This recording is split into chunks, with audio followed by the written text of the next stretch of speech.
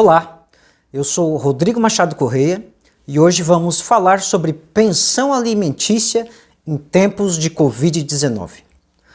E o primeiro ponto que precisamos esclarecer é de que a pandemia, o estado de emergência decretado, em regra, não autoriza ninguém a parar de pagar pensão alimentícia. Vou repetir. Não existe, até o momento, nenhuma norma que desobrigue você, que tem uma obrigação de pagar alimentos, a deixar de efetuar o pagamento.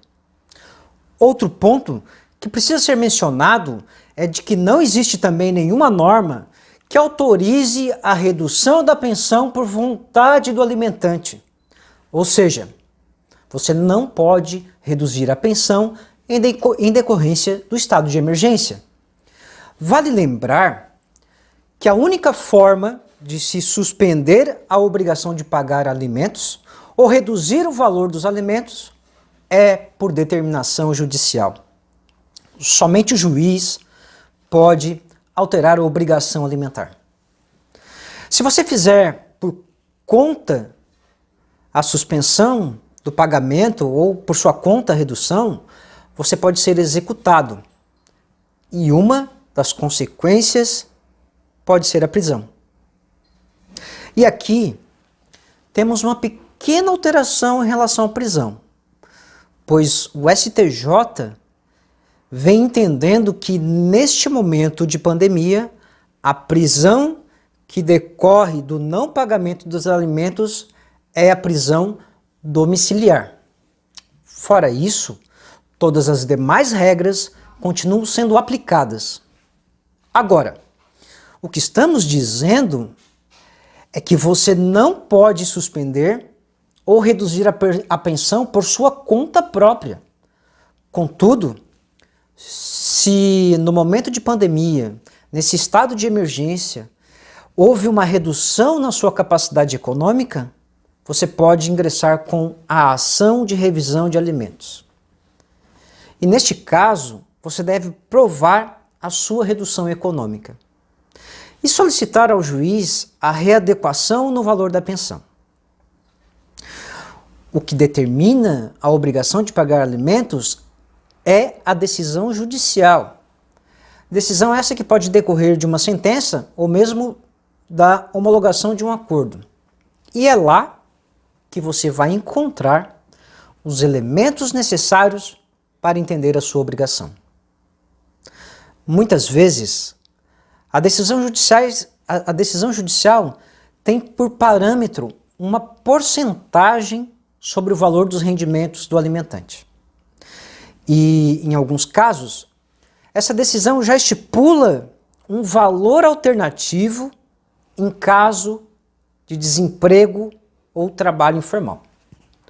Quase sempre, não mais fixado sobre os rendimentos, mas sim em salários mínimos. Então, se você perdeu seu emprego neste momento, você deve verificar a decisão judicial que fixou a sua obrigação alimentar, para ver se esta opção consta. Qual opção? A de que a partir da sua demissão, a obrigação alimentar passa a ser fixado em salários mínimos e não mais em rendimento. Se constar esta opção, você só precisa seguir o que determina a mesma e fazer os depósitos, sempre guardando os recibos ou, se pagar em dinheiro, colhendo a assinatura em recibo próprio do responsável. Agora, se você ficou desempregado e não consta na decisão nenhuma observação sobre esta questão, você deve pagar aquilo que já vinha pagando enquanto empregado. Neste caso, você deve entrar com uma ação de revisão de alimentos, para que o juiz possa analisar a questão e, a partir dessa análise, decidir de como ficará a questão dos alimentos a partir da sua redução econômica. Cuidado! Muitas empresas, com base na medida provisória 936, reduziram a jornada de trabalho e de salário dos seus funcionários. Em alguns casos, suspenderam o contrato de trabalho.